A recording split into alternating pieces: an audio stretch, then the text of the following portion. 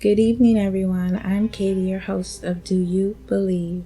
This evening's show is going to be a little different as we're going to examine the real true story behind the horror movie Candyman. You know, the movies can be quite good at bringing us horror for entertainment and financial gain, profit, as we say. But what about when the horror story has a real true horror story behind it? Candyman was released in 1992, and the main character was a black, hook-handed murderous spirit and a white college grad student who was determined to find out about this legend. But our main character in real life, who inspired the Candyman movie, was a 52-year-old woman named Ruthie Mae McCoy. And who was Ruthie Mae McCoy? Ruthie Mae McCoy was a living example of how our institutions fail the marginalized and underprivileged. A black woman who grew up in Chicago's South Side, she began exhibiting symptoms of mental illness in her 20s. Despite the consensus that McCoy was mentally ill, those close to her weren't able to identify her condition, only that she would talk to herself or curse at strangers on the street openly or suddenly. She would later be diagnosed with residual type schizophrenia, a diagnosis that arises when someone has experienced schizophrenic episodes in the past but is not currently exhibiting symptoms. When Ruthie Mae was in the throes of her mental illness, it affected her ability to hold down a steady job.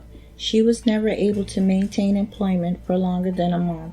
To make matters more difficult, she was institutionalized several times throughout her life.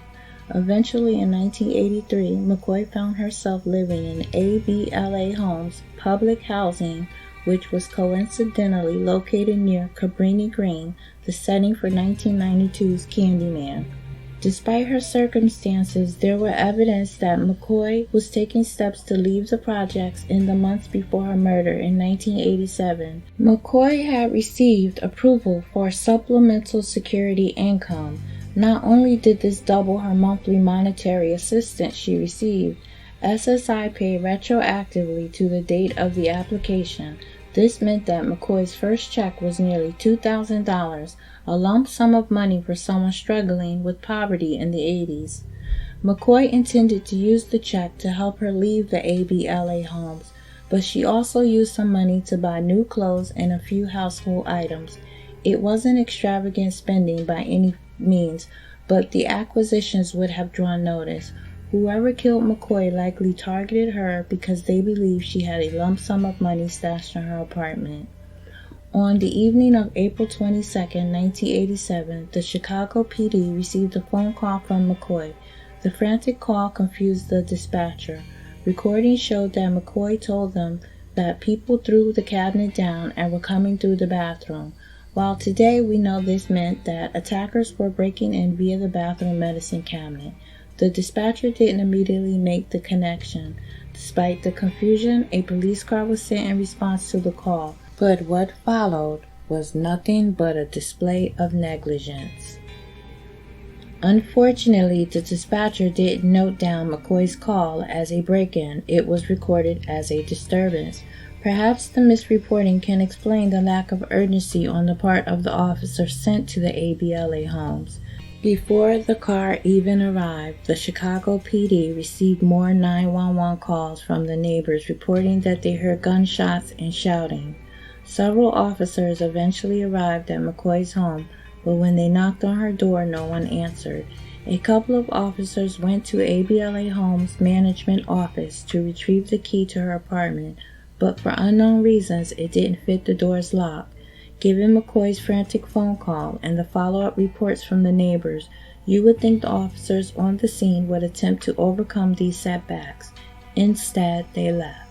The next morning, Chicago PD will receive another phone call from another of McCoy's neighbors. The neighbor told police that McCoy normally greeted her twice a day, once in the morning and once in the afternoon, but she hadn't seen the older woman since the day before. Several police officers returned to McCoy's apartment. Once again, they knocked on McCoy's door. Once again, their calls went unanswered. And once again, instead of asserting McCoy's welfare, they simply left. Deborah Lastly, the neighbor who regularly saw McCoy, was not deterred. Seeing that the police would be of no help, she contacted the management office. The office sent a couple of people to McCoy's apartment, who finally got the door open. There they came upon a grisly scene. Ruthie Mae McCoy was found in her bedroom, shot multiple times and lying in a pool of blood. The room had been ransacked, and because it had been a couple of days since the break-in happened, the smell of decomposition had begun to pervade the apartment.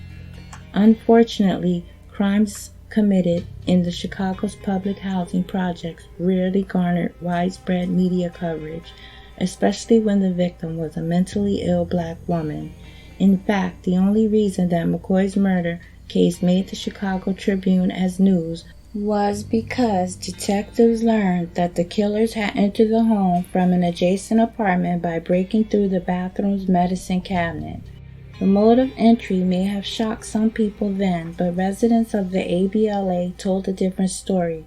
According to the 1987 article by Steve Bogira published in the Chicago Reader, people had been breaking into apartments via medicine cabinets for over a year prior to McCoy's murder. 2 men would later be arrested for the break-in, burglary, and murder, but they were found not guilty in court. Perhaps the case of Ruthie Mae McCoy would have been forgotten had Candyman not hit theaters a few years later. Not only did the film feature similar details in her murder, such as the Chicago projects, settings, and the duplicitous bathroom mirrors, one of his characters bore the McCoy surname, with a new Candyman film set to premiere in the summer of 2021, as well as another protagonist with the last name McCoy. It looks like the real-life case of Ruthie Mae McCoy will live in our collective memory. Wow. And then there's a book called They Came Through the Bathroom Mirror. That is just horrible. Could you imagine that? Like, people were actually breaking in through the bathroom mirrors. So sad for Miss Ruthie Mae McCoy. And her murder is yet to be solved. And Candyman, which is a horror classic, will be coming out in 2021. I remember when I was a kid and I watched it. It scared me to death, but I love horror movies also. Let me know some of your favorite horror movies that you suspect have true origins, so we can look those up. That would be interesting. Let me know your true experiences with ghosts, if you've experienced any shadows, any kind of things like that. I would love to talk about it on the podcast. And you can send me that email at k.danner@doyoubelievein.com. Very much appreciated, you guys. Thank you so much for listening.